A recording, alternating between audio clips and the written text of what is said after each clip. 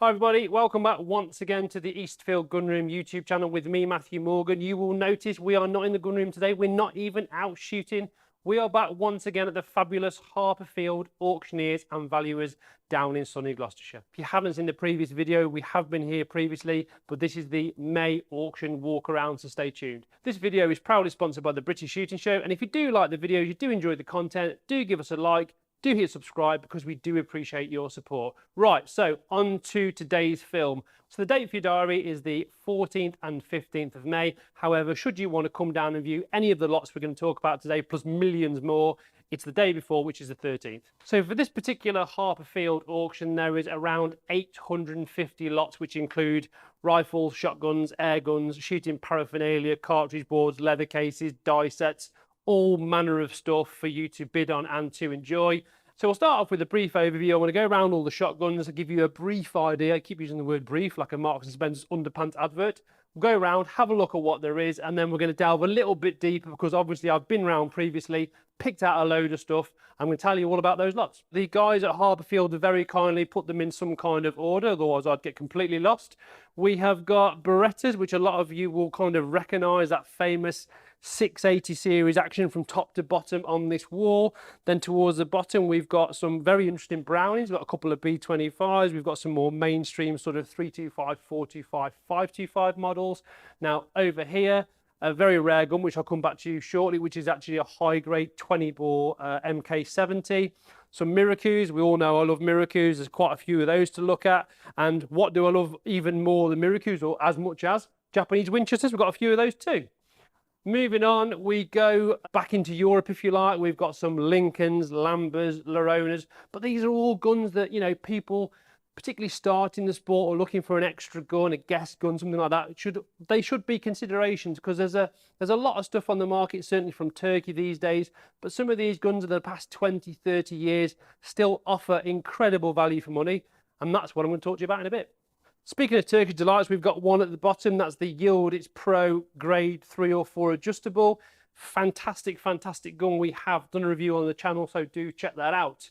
Now, up here, this is another rare little gem. That's an AYA Coral.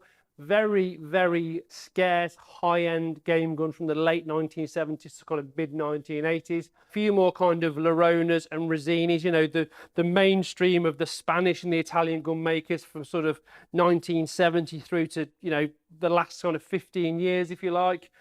On here, which is where they always seem to put this particular type of gun here at Harper Field. It's all the stuff with kind of alloy actions from the late 1970s to mid 1980s, which, you know, people will remember. They might have fond memories of a very, very first gun, but a lot of them these days have sadly now been turned into washing machines.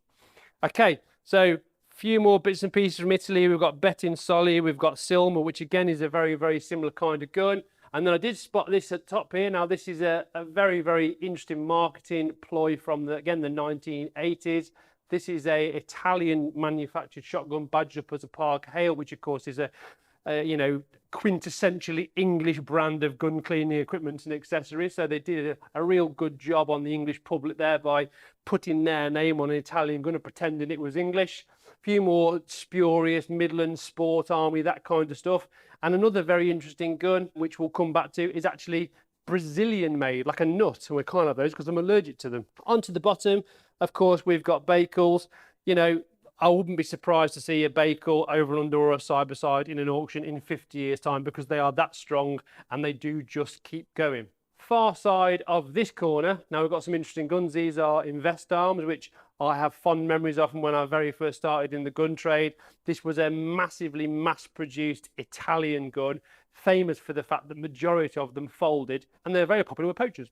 Down at the bottom here, we've got a very interesting looking gun. This is a Manuarm or something similar. It's definitely Spanish or Italian. 410 over under with a really, really unique kind of zebra stripe design. Not for everybody, but looks to be in fantastic condition. Right at the bottom, we have got some Winchester, it's like a Benelli, some modern pump action. We've got an SXP and we've got a Nova, probably two of the most popular pump action shotguns currently available here in the UK, obviously in black synthetic tactical stuff. So here we've got some more pump actions, kind of more classic traditional look with obviously wooden stocks. There's a Franchi there, there's a Squires Bingham, which is a gun that's actually made in the Philippines. They've got so much stuff here that's, you know, scarce, unusual, interesting. And then we move on to the side locks. First of all, we've got something that looks like that's certainly Belgium, and a couple of English ones. And then we really get deep into the side by sides. There's something there which again is Spanish. There's an Aranberry or a Sarasquita. I haven't actually looked, but it's certainly Spanish with hand detachable locks. Silver Sable, you know, all the guns that were just so popular in the 70s and the 80s, from the likes of Aranberry, Ejector, Sarasquita, Gunmark. Something a little bit different here, and another Spanish maker, shock, a Zabala single trigger raised rib multi-choke side by side. We'll have a look at that certainly. And then we go into a bit more English stuff. So here we've got some very English looking guns. One that's absolutely caught my eye and I believe is the standout gun on that rack, which is this little Edwinson green box lock, and we will come back to that shortly. Towards the end of the room, it's more of the same. We've got some English non-ejectors, a few more English ejectors, spurious makes, Birmingham trade guns in different guises, you know, something for every kind of budget. And on the end, we've got some hammer guns, both Damascus, we've got rotary Jones underlever ones, we've got back action ones, quite a few hammer guns there, more than I would have expected to see. One that did catch my eye just on the end here is this fabulous little 28 bore William Evans. That's a very rare gun. And we move on to the middle of the room. There's so many guns in here, I can barely breathe. A few things that caught my eye, obviously, we've got tons of Bakels and AYAs and Ejector Cheers, Kestrels, that kind of stuff. As a massive Winchester fan, there are two 23s in the auction. This is the one we're going to have a look at. This is the European model, which is one of the rarest of all the 23s. You notice on the top here, there's two guns on cases, identical cases, unbelievably identical guns. So that's a pair of guns that we'll certainly have a look at when we delve a bit deeper. Right, on the end, a few more side-by-sides on this rack. The one that caught my eye is this, which is, I would say, absolutely 100% German because of the style of the engraving. And who else puts rabbits and hares on the side of a shotgun action?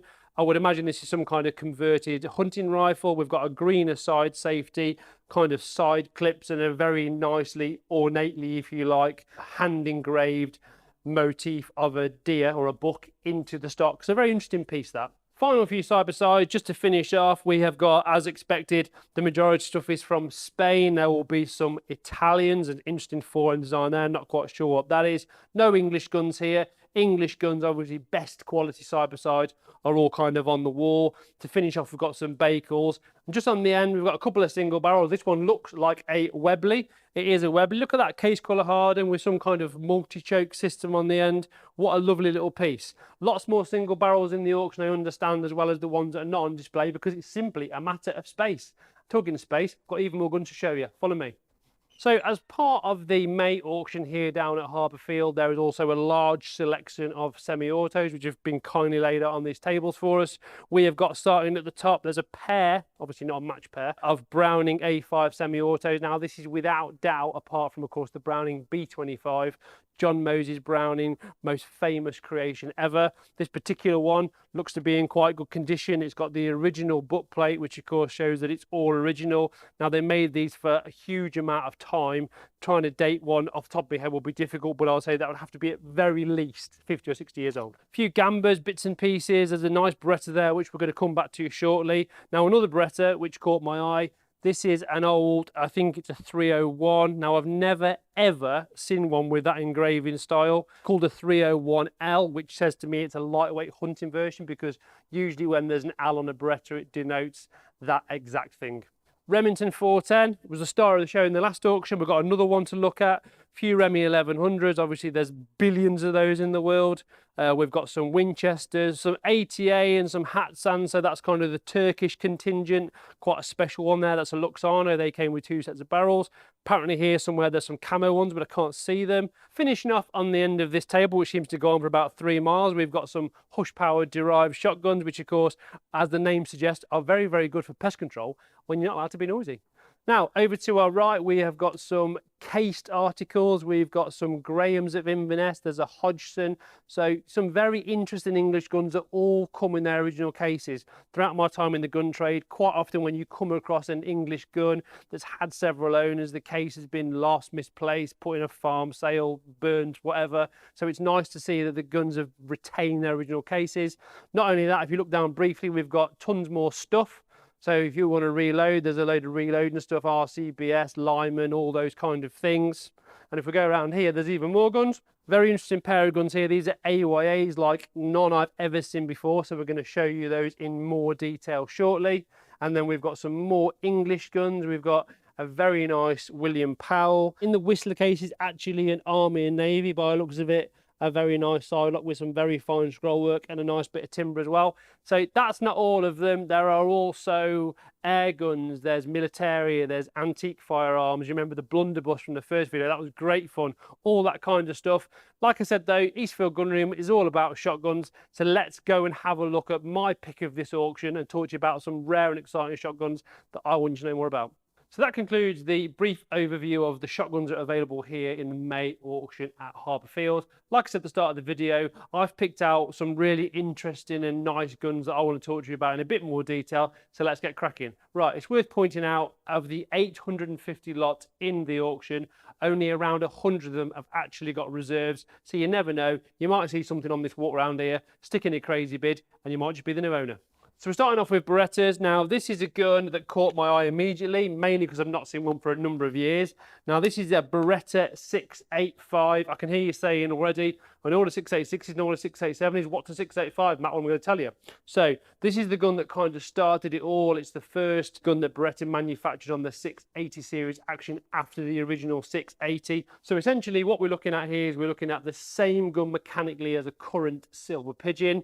It's 28 inch, it's fixed choke, it's in excess of 40 years old, it's got to be early 1980s, but the guide price is £60 to £100. If you've got a pigeon problem, or you want a guess gun, or you want something to throw in the back of the Land Rover, this is the same as a new Silver Pigeon. Yes, it's fixed choke, core and I'd probably put steel through it, absolutely fine. It will never ever let you down, and all for the price of a takeaway pizza. So the 685, you won't see many people don't know what they are, but in essence, it's a Silver Pigeon. It works exactly the same. That's a steal for me. So we'll just pop that back. Obviously, it's got a bit of rust on it, but it's got the original butt plate on it. It's not been raced or rallied. A really good, solid gun for absolute pence, in my opinion. So underneath that gun, we have got in stark contrast a Browning B25. Regular viewers of the channel will know I'm a big fan of the B25. This is a Diana grade. It's not a very common grade. You don't see many of these.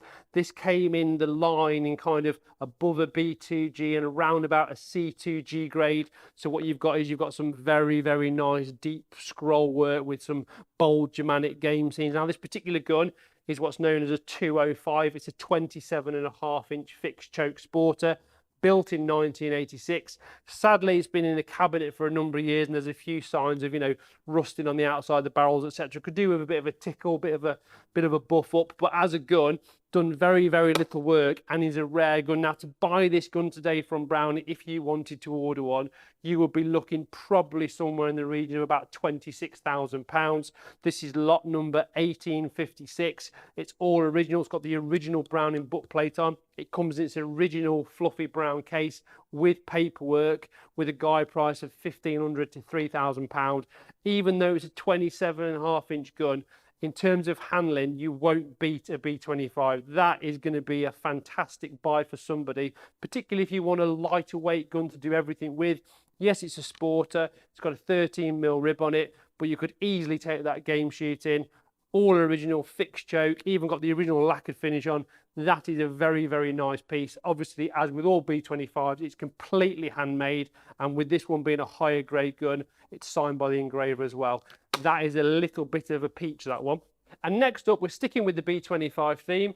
This is an A1 trap gun. Now, they always seem to put the best guns at the top here at Harper Field, but I'm tall, so I can reach them, so that's no problem. And if you don't know about B25s, this is kind of the the birth child of the Browning B25 range. It's the A1, it's the very plain black action gun. In the 70s, these were so popular, particularly with trap shooters, with game shooters, with skeet shooters. Obviously, we hadn't really seen sporting coming properly then, but what I did notice is an omission on the catalogue entry for this gun, in that it hasn't got the full serial number. Now, if you look at the actual full serial number, this is an S74 gun, which means it's 1974 now. Speak to anybody that knows about Browning B25s and they will tell you that 1973 to kind of 1977 was the golden era for these guns. Now, if you look through the catalogue, like I said, the full serial number isn't listed, but this is a 1974 gun, so it sits smack in the middle of when they had the best action filers, the best engravers, and just the best people over in Belgium. Now, this is a 30-inch A1 trap. It's actually been long teague choked. It's a Broadway model with a 16mm rib, but it's all there. You can do anything with this gun. It's got the original lacquered finish on the stock, the original Browning red butt plate, reasonable bit of figure in it, feels really nice. And again, because the B25 market, for want of a better word, it's on its little tushy, is this gun has got a guide price of 300 to 500 quid. If you go and buy a new B2G today from Browning, 17, 18, 20,000 pound, and because this is a 70s gun, it will not be as well made as this. That is absolutely one to look out for in the May auction. So put the Browning back and we're going from Belgium to Japan and familiar territory. This is a Miraku, which needs no introduction. It's probably the most reliable Japanese gun you can ever own. Now, the reason I picked this gun, this is an MK70 grade 5, but in a 20 gauge. This is a model I've never ever seen. I've seen this style of engraving before on guns of this era, i.e. MK60 grade 5s. I've never ever seen a 20 gauge in this model. So what you've got here is you've got obviously the deep body Browning action that everybody knows and loves, but you've got some very nice game scene with ducks and pheasants on, narrow game rib, 28-inch barrel multi-choke with some teague chokes, and also nicely oil finished woodwork with a Kickies pad. Like I said, very rare grade of gun. I do believe this has had the stock repaired at some point, which is quite common, of course, with American walnut. But lot number 1849, 800 to 1200, very rare gun, very usable, and that's going to make somebody very happy, I am sure. Just to point out, obviously, just going back to the A1, we didn't mention that was lot number 1851, but if you do go on the Harper Field website, and you can search for Brownings, etc., so it shouldn't take any amount of time for it to pop up. Right, more rare Mirakus. We have got lot 1846 now. Very few people will recognise what this gun is unless you know a lot about Mirakus. Now, on the surface, it looks a little bit like an 800 because it's got the same style of engraving as an 800. However, this gun hasn't got disc set strikers, and it is a much later model, circa about 1978, 79. So it's actually an early 3700. It's the S model because it hasn't got the super wide rib. But what you'll notice and what's rare about it is a trap gun with an original Monte Carlo stock. Now, this gun, having seen very little use, all original chokes, I think it's full and 3/4, full in fact, has been sat around for a number of years, not doing a lot. Still got that nice little ring when you close it. It's got the original white line Patmeyer recoil pad, nice bit of wood, nice crisp checkering. If you wanted a gun to do a bit of DTL shooting, or you wanted to get into shooting for not a lot of money and get a gun that's supremely reliable, yes, the chokes might be a little bit tight for general sporting, but you could have them eased. That is going to be a superb little buy. In fact, closer inspection of the serial number is PM, it's 1980. Definitely a 3700 model, no question whatsoever. They only actually made the 3700 for a couple of years, a very short period, and I think it was 1980 to 81. The gun underneath it confirms my suspicions. That's also a 3700 in a game specification, but that is 1981. Guide price from this lot number 1846, £400 to £800 now for a kind of a time warp gun that is a very rare grade, and a Monte Carlo stock. We all know I'm a fan of a Monte Carlo stock. That is also definitely worth considering. So moving on down here to the Winchesters, Japanese Winchesters. Although stop there, before that I'm going to pick a gun which, although has got the Winchester badge on it, is not quite as it appears. So this is actually a Select model. Now, back in the early 2000s, Winchester launched a gun to kind of compete with the masses. There wasn't an over-under at the time with their name on it. They came up with the Supreme, which was then followed by the model Select. This is a gun that was manufactured in their plant in Portugal, and then it was finished, assembled, whatever you want to call it, in Belgium, which is why it's got made in Belgium on the barrels. Sadly, of course, we haven't got any Winchester over-unders now being manufactured. One thing I would say with the Select and the Supreme range is they very rarely give any kind of trouble, and they are a very reliable gun. This particular one is a 2006 Platinum. That was the very, very top of the range of the guns. It's a game specification, 28-inch, narrow rib, Ejector plus chokes. This will also be steel shot proofed, and it's just a bit different. You've got a low profile action, we've got some nice fine scroll work, platinum on the underside of the action. And if you like the Winchester brand and you want something a little bit different, maybe this is going to look at. 3-inch chambers as well, and also it will be cased with a set of chokes. Guide price on this particular gun, £400 to £600, and of course this is lot number 1842. Whilst talking about guide prices, it's worth pointing out that of the 800 plus lots in the May Harper Field auction, only around 100 of them have got a reserve figure on. So you never know, you could put a silly bid in on any of these guns and get yourself an absolute steal of the century. Now on to what I would call a proper Winchester. We're going, of course, back to the Japanese guns, and another rarity. Now, believe it or not, even though I've been a Winchester fan for 30 years and I've had a lot of these guns and I've had a lot of these guns through my hands, this is my first experience of this particular model, which naturally is why I've chosen it. Now, this is a 6500. We have reviewed a 6500 on the channel, one of the very earliest videos we did, so do check that out. But this is a skeet gun. Not only that, it's a 6500 Deluxe. Now, you probably won't see that listed on the website in the description, but to be fair, I've just told the guys about it today. Very, very rare gun. So it's a later generation 6500 with the engraving underneath as well as the polished side panels. Now, this is a skeet version with 27-inch barrels, and it's factory ported. Of course, back in the late 1980s when this gun was made, skeet shooting was still very popular with short barrel guns, and that is why it was in the Winchester range. Really nice piece of kit. It's got the original Winchester skeety kind of non-slip butt plate, original polyurethane finish. Not been raced or rallied. I shoot a 5500. I know what they're supposed to feel like, and that feels pretty good to me. So again, if you're a Winchester fan, or you want a gun for a little bit of close range pigeon shooting, or you want to shoot a bit of skeet, you know, have a bit of a skeet competition with your friends, you'll probably never see another. Guide price on that, which is lot number 1841. Get this, 150 to £300. It costs probably that much to put new ejector kickers in one of these. So moving on over here, we've got a couple more Winchesters. We've got a Winchester diamond grey track with adjustable comb. Got a 101 that looks like two guns stuck together. But more importantly, this is a gun that I have always been a fan of. And I think these days you don't tend to hear a lot about them, because I'm pretty certain they're no longer bought into the UK. And that is the Lincoln. So what we've got here, we've got two Lincolns. We've got a Premier 20 and a Premier 12. This particular gun, probably going to be about 2002-ish, or maybe a bit earlier than that. This is their basic Premier that they did. This is a 29-inch barrel, which is again quite interesting. Fixed choke, I think they were 1/4 1/2 or 1/4 3/4. Obviously, if you look on the Harper Field website, it will give you a full specification rundown of what this gun is. But I picked this up because I've got very fond memories of these, always being kind of like a real good mid-range gun. If you look at what's on offer today, a lot of people are opting for Turkish guns like Koffs and Yildiz. Personally, I would say go for something a little bit better quality, like a Lincoln, for example. These are excellent. They're very well made. They're steel actions. They're very robust and very durable, particularly if you're starting off a young shooter. So the guide price on this fabulous little Lincoln 20 gauge Premier is 80 to 150 quid. So if you were starting off a youngster, you wouldn't really care about chopping 2 or 3 inches off the stock, although that would be extreme. And, you know, I'm putting a little recoil pad to get the gun fitted, because it ain't a lot of money. Also, it's worth pointing out these are on true 20 gauge frames. They're not like on a 12 gauge frame or someone shoved a smaller gauge set of barrels on and they still weigh 10 pounds and a young kid can't swing it about. A real good option for starting off a youngster.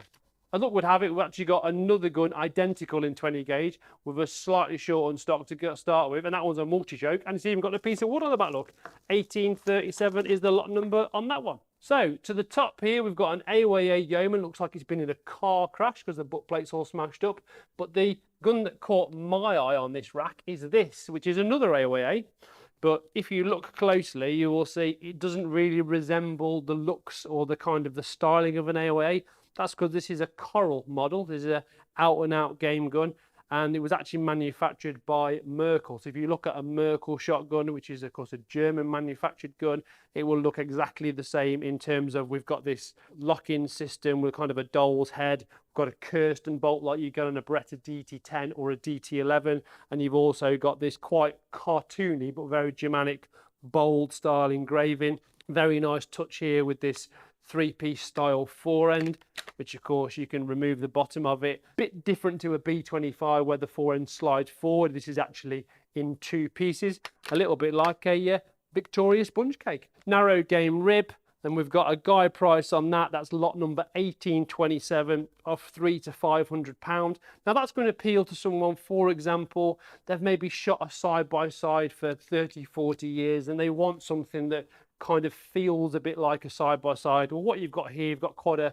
low profile gun altogether, but more importantly, you've got a traditional English straight hand stock with a nice little vulcanite type pad on the back. And again, for that money, it will make somebody very, very happy just if you just took it out the cabinet and looked at it, because it's a very pretty thing. So there's another AOA Yeoman on there, obviously meant for the Jolly Green Giant. Got about an 18-inch stock on it. We've got a Lerona, a few E-Resinis, and some more kind of generic Spanish Italian guns. Some Nikos here, which if you don't know those, obviously they came out of the Cadencia factory, same as the famous Winchesters from Japan. Now on to this next rack, the gun I've chosen here is in no way desirable, expensive, but I saw it. It's a gun I've not seen for a number of years, and I think certainly in terms of the British gun trade, it's got quite an interesting piece of history behind it. So this is a Boito, which sounds like a bunion in Swahili, but it's actually a Brazilian made over and under shotgun. And the reason I saw this and thought, bloody hell, I've got to pick that out and show people, is because English viewers will be very aware of GMK, which is of course originally Gunmark, which is the famous UK importers for Beretta, Seiko, Tikka, used to be Benelli, Lambert, etc. This is the very first model that they started to bring into the UK, the very first shotgun or firearm brand back in the late 1970s. And as you can imagine, it was very, very low priced and low quality, but I haven't seen one for a long time. We've got a guide price of £20 to £50, and that's lot number 1800. And if you just wanted a gun to literally throw around in the pigeon hide, what are you going to get for 20 to 50 quid with that kind of heritage if you're an English shooter and you have come across obviously Gunmark or GMK in your shooting career? Gun itself, absolute no frills, non-ejector, double trigger, safety catch like a piece of Lego, floating barrels, red foresight bead like a piece of Lego, and the finest varnish finish and chucking you ever did see. If you look at the back end of the butt plate, it looks like a tablecloth from a Brazilian restaurant. A few more spurious guns here. We talked about the Invest arms in the intro, which are quite interesting, in that tiger striped Manu arm. But one of the guns that really caught my eye in this corner of the room is a gun I remember importing, or certainly purchasing via York Guns back in the early 2000s, when they used to be the UK importers for Zabala shotguns. Now Zabala is a Spanish shotgun manufacturer from the Basque region of Spain, a bit like Lambers. If you know about Lambers, you probably watched the video on the channel. Now the reason I picked this up is because it's, being a fan of the Winchester 23, you know, I like the side-by-sides with a pistol grip with a Beavertail forend that are a bit heavier, because as I've said in the past, side-by-side competitions from a clay shooting point of view are always growing in popularity. And if you want something that's heavy enough to shoot clays with and is kind of resembles the feel of an over and under in some kind of way, this would be a good option. We've got a slightly raised rib, we've got the Beavertail forend, we've got the pistol grip stock, it's a single trigger, and not only that, it's actually a multi-choke, and it comes with a selection of chokes. If you pick the gun up itself, I mean, it doesn't feel absolutely dreadful. It's got a reasonable bit of comb height on it. someone's extended it with a rubber pad and probably the original piece of wood cut off and bolted back on again. Who knows? But with every gun, there's always a story. Guide price on that one, £40 to £80. It's also lot number 1719. It's worth pointing out there, that's also 3-inch chamber. So if you needed a gun from a pest control point of view that you weren't going to be too precious about, multi-choke, 3-inch Magnum, shoot it on a clay day, shoot it in your garden, happy days. Side of the action, obviously it's a side plated box lock, nice bit of game scene, nickel finish, it looks the part, and it isn't going to break the bank. Now, talking to single triggers, I have just noticed something that I overlooked briefly. I don't know how. It's this fabulous little Holland and Holland 20 gauge single trigger side lock. So age wise, I would imagine looking at it, it's going to be a 20s or a 30s gun. It's got a traditional straight hand stock with a gold oval. Potentially may have been restocked looking at the wood, but it's difficult to tell. Like I said in the first video, when I very first came down to Harper Field, what you should do if there's anything in the May auction or any forthcoming auction that interests you and you want a bit more information, if you contact the guys here down at Harper Field, they will give you what's known as a condition report, which is basically a full condition report on the entire gun. If you want to check the guns out in person, of course, you could always come down prior to the auction and take a look yourself. So that is a 20 gauge, looks like a 28-inch, beautiful Holland and Holland single trigger. We have got lot number 1736 with an estimate of £5,000 to £8,000. Again, we talk about the good value that British or English guns offer these days. If you went to Holland and Holland today, have you won the lottery perhaps, went in there and said, I want to order something similar to this, single trigger, side lock ejector. Obviously, this is number one of a pair that's been refurbished to a very high standard. You would be looking at, without a doubt, something in excess of £150,000. Now, speaking of English guns, I have touched on quite a few videos the fact that the market is not what it once was. You know, they are so affordable now. You are buying a piece of English gun making history for not a lot. A classic example of this, which absolutely jumped out at me as I walked around the room. Take a look at this. Now, this is an Edmondson Green, which was a Gloucestershire gun maker. We're, of course, in Gloucestershire, so it makes perfect sense. Now, very highly respected gun maker. This gun jumped out at me mainly because of the silvers pad on the back, the nice finish on the stock and the engraving. But if you delve a bit deeper, this is a very good quality gun. It's got a doll's head extension. It's got engraved fences. There's a lot going on. Now, there's no question this is a 28-inch box lock ejector, that this gun has been refurbished to a very high standard. It's been recheckered, it's been oil finished and had the recoil pad fitted. Very nice piece of wood. Recarb dropper points, all the furniture has been reblued. But would you believe, when we talk about the value of English guns, this is lot number 1704. This has got a guide price of £100 to £200. Now, I can remember when a gun of this quality would have been £2,500, maybe £3,000 for a box lock. I would absolutely guarantee the previous owner of this gun, when he had it refurbed, has certainly spent 5 times what that estimate is. That, for me, is probably the pick of the room, just because it's such a nice, pretty gun. It's had everything done to it, and it's going to give you a lot of years of shooting pleasure. And who doesn't want to own an English side-by-side? Another side-by-side that caught my eye, obviously as a huge Winchester fan, is naturally a Winchester 23. Now, we've done a video on the Winchester 23, so do check that out. The interesting thing with this particular gun is that it is probably the rarest of the Winchester 23s, in that it is the European model. Now, the reason Winchester bought this gun out, which is a little bit baffling to me, was because they wanted something that appealed to the traditionalist, whereas of course the whole ethos behind the 23 was it was to replicate the over-unders, the 101s, etc. So people who'd got a 101 with a big forend and a pistol grip, they wanted to shoot a side-by-side and put big loads through it. They bought a 23 pigeon grade or waterfowl, etc.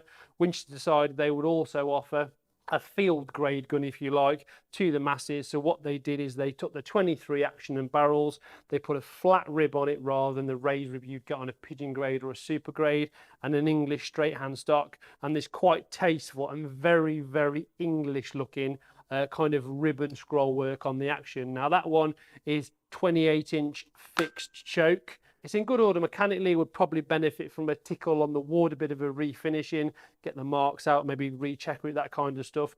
But it is a rare gun. It's come from a Winchester collector like myself. It's supplied in its original wooden case, which I've never seen before, with the obviously the fluffy bits inside, and a very rare gun. All the jewelling still on the bottom of the action, which again shows it's not a huge amount of work. So if you wanted a side by side, not unlike the Zabala for a bit of clay shooting with your mates, don't forget this is going to be a lighter gun than a standard 23, but you might like the straight on stock, you might prefer the engraving style, who knows. That is lot number 1670, and that is £300 to £500, so not a lot of money for a Winchester 23, and certainly the rarest of all the grades. Now on the top here, finishing off with the side-by-sides, who wants a pair that isn't a pair? So what we have got a very nice pair of consecutive number William Evans. Now William Evans is a very highly respected London gun maker for those that don't know. Box lock ejectors with number 1 and 2 in different cases. But interestingly, the vendor of these guns has requested they are sold separately. So if you want a pair, you've got to bid twice. Now what we've got here, we've got a little bit of case colour hardening. This is the number 2 gun. Now my experience of pairs of shotguns has always been that one gets overused and the other one never gets used, and this is kind of like that. So we've got number 2 here, which has seen a little bit of use. We've still got some of the original hardening. I think it's a 27-inch barrels, double trigger, straight hand stock. Not the finest checkering, so these wouldn't have been the best quality guns when they were new. Obviously it's an auto safety. We've got some colouring on the back of the back strap. But if you go to the number 1 gun, this is quite different in terms of the appearance of it. It looks a bit like a Webley 700. We've still got some original case colour hardening, much better bluing on the barrels, and better condition, you know, overall. Both supplied in their original cases with the original William Evans trade label. We've got some cleaning stuff in there, and it even smells like the 1970s. In fact, the guns will absolutely be older than that, there's no question. Again, not being an English gun aficionado, I couldn't tell you, but the records of William Evans, I would imagine, are still largely available, and you can probably find out a bit more should you want. If you do want a condition report on either of these guns as a pair, individually, whatever you want, then do get in touch with the guys here at Harper Field and they will gladly send that over to you. We've got lot number 1706, which is number 1 gun, and 1707, which is number 2 gun, and they are only down as a guide price of about £250 to £350 each, which would mean you could own a pair of hand-built English guns from a London maker in the original cases for not a lot of money. And then certainly from a shooting point of view, you could spend a few £100 on each one, get them really top shape, and then you've got a fabulous pair of guns for when you go out on those frosty December mornings. 2 guns I spotted when I was walking around, which again I've never seen before. The amount of kind of curiosity, interesting pieces today here is quite impressive. Are Parkers. Now our American friends who are watching will be all too aware of these guns. However, this is the very, very first time I've ever laid my greasy little paws on one. So what we've got here, we've got a Trojan and a Vulcan. Now, these guns, for people that don't know, Parker are probably the most acclaimed and respected side-by-side manufacturer of all time in America. They produced just under 250,000 shotguns from between, I think, 1867 and 1942. Sadly, they went out of production in 1942 following a buyout from our friends at Remington. These particular guns, again, I couldn't tell you how to date them, but the build quality, just by picking them up and feeling them and opening them and closing them. So the action on both the 12 and the 16 gauge are identical. They are kind of, I believe, basic grade field guns, 28-inch barrels with a slightly raised rib. This one's got an American Redhead brand Chicago recoil pad on the back, which I actually thought when I first saw it was something like out of a game of Connect 4. But if you're watching this from the States, you will know all about the Parker brothers dynasty, if you like. It's something that we don't see very often here in the UK, and I've certainly never seen one. I would imagine that because of the huge following these guns have got in the States, there's every chance they'll be going back over the water, and because they were manufactured in America, you won't pay as much duty on them. So this is the other one. This is the 12 bore. This hasn't got the Connect 4 recoil pad on the back. This has got a quite interesting half kind of Purdy style pistol grip. Not sure if that's the original stock or not. But as a Parker fan, I'm sure you would find a lot of fun in these guns, and then maybe be a great project for you, because they're coming in at, in terms of a guide price, 1616 is the 16 bore, that's £200 to £400, and 1617 is the 12 bore, that's also £200 to £400. Now, to own a piece of what is essentially American shotgun history, that's not a lot of money. So that's it for all the guns in here, but I've got more, so don't go anywhere. So, as ever with the Harper Field auction, there is a plethora of different types of guns available. The semi-auto and pump selection is no exception. So what we're going to do here is we're just going to have a look at a couple, as we have done with the over and unders and side by sides, and tell you what I think. So the first gun I want to come to is an interesting one, which is a Beretta AL391 Tecnis Gold. Now, the AL391, believe it or not, is a gun we haven't actually looked at on the channel yet. We've done plenty of A400s, and of course, going back historically, we've done the 303 and guns like that. Now, the 391, very, very highly regarded amongst all Beretta and indeed shotgun enthusiasts for its reliability and kind of simplicity. Now, the Tecnis came out in about 2000-ish, I think 2001. And this is the Tecnis Gold model. This was an upgraded version. Now this is the field version, and it had this nickel finish and this smart green flash with a bit of a game scene, which is quite unusual because most semi-autos tend to have scroll work on rather than game scene, because usually they're kind of an all-round gun rather than just a hunting gun. Let's not forget though, in countries particularly like Italy, where this gun's manufactured, the primary use for this gun will be shooting up in the mountains. So, nickel finish, done very, very little work. We've talked about this before in terms of a semi-auto. The more use it has, the more damage you will get on the ejection port, where of course it ejects the shells. Nothing there. I think this gun has been sat in a cabinet for some time because there's a few little marks and dinks on it. In fact, there's a bit of green enamel missing there, but you just get some Humbrol paint from your Airfix kit and just dob that in. But it's unusual because you don't see many, because there were a lot of money. It was a lot of money for a semi-auto at the time. The standard Tecnis had got this extra wood finish, which wasn't like proper wood. It was like a bit like you get on the A400 Black Edition, like a laser engraved laminate kind of affair. Whereas this is proper walnut oil finish with a Gel-Tec recoil pad. So it's all original, it's all there.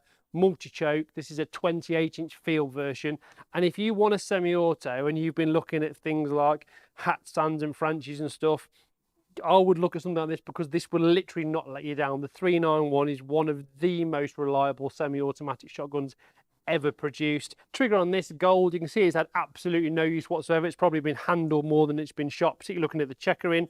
Lot 1776, guide price 250 to 350. That is for nothing. No case, that's going in the loft. Only the one choke in the barrel, but it's a mobile choke system, and you can pick them chokes up for peanuts. Moving straight on, we talked about it last time, the star of the show. Not seen one for years. Now the two of them, like buses. Remington 1100 410. This one, in all fairness, is better than the one these guys had last time. It's a later gun. It's actually got the engraved game scenes on the side rather than just the scroll work. We have got what looks like pheasants and partridges. Remington model 1100 in a nice little scroll. And if you look at the trigger, again, this gun has not had any use whatsoever. It's got the original lacquered finish. You've got the Remington in the pistol grip, original Remington butt plates. I believe this came from a Remington collector, makes sense. And how much fun can you have with the small gauge? Even more fun if it's in a semi-auto. This gun, amazingly, guide price £300 to £500, and it is lot number 1766. I will be amazed if it makes £300 or £500. It'll make a lot more, but if you want one, you won't find one in this condition. Couple more guns just to show you. This is the first. Now we have got here a William Powell best quality sidelock ejector. Now William Powell, without a doubt the most famous of all the Birmingham gun makers. This gun is very, very interesting in that the specification would lead me to believe that it's not a live pigeon gun, but certainly something along the lines of a wildfowler, because it's got full and full choke, 2 3/4 inch chambers, but they got a doll's head extension, which of course is for strength and for durability. Now the gun itself, you look at the lock work, it has got pretty much all of its original colour. It retains all its original colour. We've got engraved fences. We've got very, very fine scroll work on the locks themselves. Dropper points, very, very finely checkered, nicely figured oil finish woodwork. Comes in its original case. If you look at the level, the quality of the engraving on the underside, it is so well executed. It is so fine. We've got a diamond cut into the fore end. Like I said, original case with this gun. Interesting top lever design whereby it's quite chunky and checkered. Again, this would say to me it's been designed to take out and shoot big heavy loads, you know, in all weathers, and just being able to get a little bit of extra grip for. So from a modern shooting point of view, it's a very usable gun because it's got those bigger chambers. You can do anything you want with the chokes because they're, of course, currently full. We've also got a vacant oval. We've got very, very nicely engraved trigger guard. In the case, lot number 1735. If you went to William Powell today, and I don't even think they manufacture English side-by-sides anymore, I think they're all Continentals. Like with the Holland and Holland 20 gauge we looked at earlier, you will be looking at absolutely heaps and heaps of money. This one has got a guide price of £3,000 to £5,000, and in terms of a Birmingham maker, you will not buy any better. So just pop that back. I have just noticed, in fact, that it's actually a 3-inch chamber, which makes it even more unusual and even more versatile from a modern shooting point of view. Now, finishing off with all the guns in today's auction is a pair of guns I saw when I first walked in and thought, wow. Now, believe it or not, these are AYA number 2s, but having seen dozens, probably hundreds of number 2s in my time in the gun trade, I have never ever seen a pair like this. It leads me to believe that these guns were specially ordered for a particular customer because they've got the style, or the engraving style, of that of a number 1. So it's much finer, it's much more intricate than what you get on a normal number 2.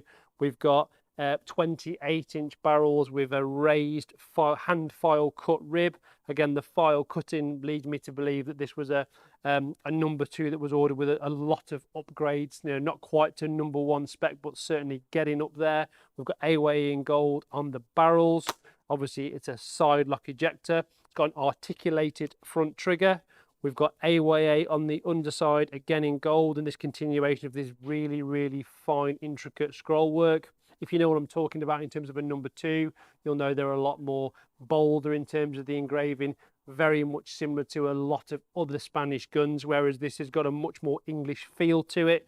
It's got a rolled trigger guard, not hand detachable locks on this one, obviously all numbered in gold, number 1 and 2 on the rib, on the top lever, and of course on the fore end iron. Straight hand stock, very, very nicely figured woodwork with a silvers pad fitted, and as you would expect with number 2 gun, it's completely the same. Again, it's a match pair. The wood itself, very, very similar in terms of the grain, the colour, etc. On the oval on the bottom, we've got some kind of logo. I don't know what that is, but obviously that would pertain to the previous owner.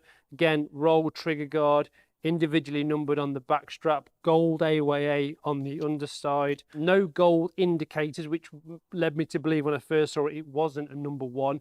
But in terms of a number 2, I've never seen any of this quality.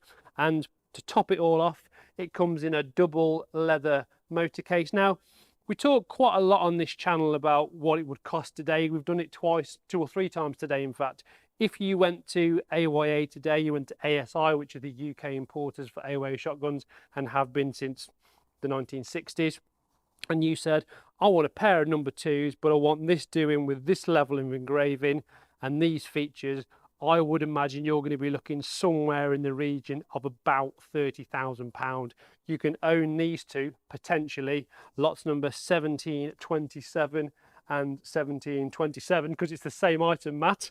£1,000 to £2,000 in terms of an estimate. Now that is less money than a new silver pigeon, so I would personally keep a very close eye on these, because AOA, next best thing to English, worldwide, very, very highly regarded, and I would very much doubt you will see another pair of number 2s as pretty as this, or even anything like this, because in essence, when you look at it at first glance, these look like number 1s, which of course are the very, very top end of AOA's model group. So that concludes the full walk round of the shotguns on offer in the May the 14th and 15th Harper Field auction. We have looked at all manner of guns today. Don't forget there are even more that we haven't had time to show you. There's also all the paraphernalia. There's cartridges if you collect those. There's some very interesting old butt pads I saw in a box. You know, there's so much to get through. So do have a look on the website. If you've got any questions about anything you've seen today, feel free to email me directly or certainly contact the guys at Harper Field. They'll be more than happy to help you and supply that condition report. Don't forget to check out our website. Don't forget to check out these guys' website. Don't forget, if you are interested in something in the auction, you can come down and view it in person on the 13th of May. You never know, you might even bump into me because I might be here as well. If you have enjoyed the video, do please hit like, do subscribe to the channel because we do appreciate your support. As ever, this video is proudly sponsored by the British Shooting Show. And from me, Matthew Morgan at the Eastfield Gunroom, and this incredible, amazing selection of guns. I'll see you next time.